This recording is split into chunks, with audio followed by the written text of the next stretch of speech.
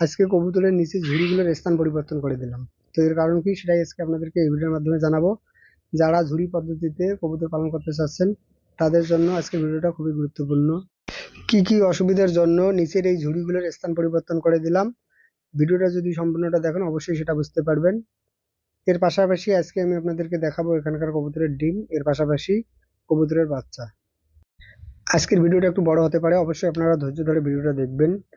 এখানে আরো কিছু কাজ আছে, তো সেগুলো আমাকে করতে হবে। মানে এখানকার কিছু ঝুড়ির বাঁশ ভেঙে গিয়েছে, তো সেগুলো ঠিকঠাক করে দিতে হবে।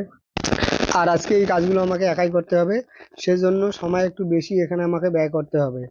তো আমি প্রতিটা ভিডিও কিন্তু বর্তমানে যে কবুতরের বাচ্চাগুলো দেখতে পাচ্ছেন এখান থেকে শুরু করি। তো মাশাআল্লাহ এবারে কিন্তু কবুতরের বাচ্চার কোয়ালিটি অনেক ভালো হয়েছে, নিশ্চয়ই আপনারা সম্পূর্ণ ভিডিওটা দেখলে সেটা বুঝতে পারবেন। যারা যারা আমার কাছ থেকে কবুতরের বাচ্চা নিতে চেয়েছেন, তো আপনারা অবশ্যই ভিডিওটা একটু ধৈর্য ধরে দেখুন।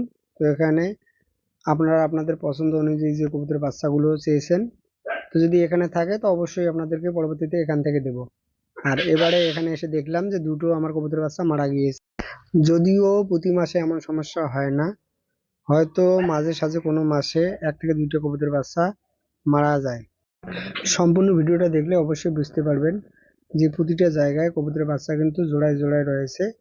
মানে এবারে কিন্তু শুধুমাত্র 2 জায়গায় কবুতরের বাচ্চা মানে একটা একটা করে ফুটেছে, তো যেটা এর আগে আপনাদেরকে বলেছিলাম।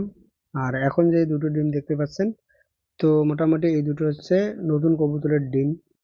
আমি যে কবুতর বাড়ানোর জন্য 30 জোড়া কবুতরের বাচ্চা রেখেছিলাম, তো এই কবুতরগুলোর মধ্যে কিছু কিছু কবুতরের বাচ্চা ছিল যেগুলোর বয়স মোটামুটি মানে 4 মাস প্লাস, হয়তো সেই কবুতরগুলোই নতুন করে ডিম দিয়েছে।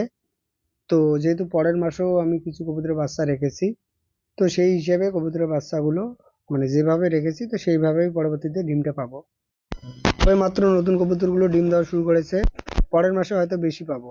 আর এখন যে বাচ্চা দুটো দেখতে পাচ্ছেন, তো এই মাসে এরকম 2 জোড়া কবুতরের বাচ্চা রেখেছি, যেটা এর আগে আপনাদেরকে দেখিয়েছিলাম বা বলেছিলাম।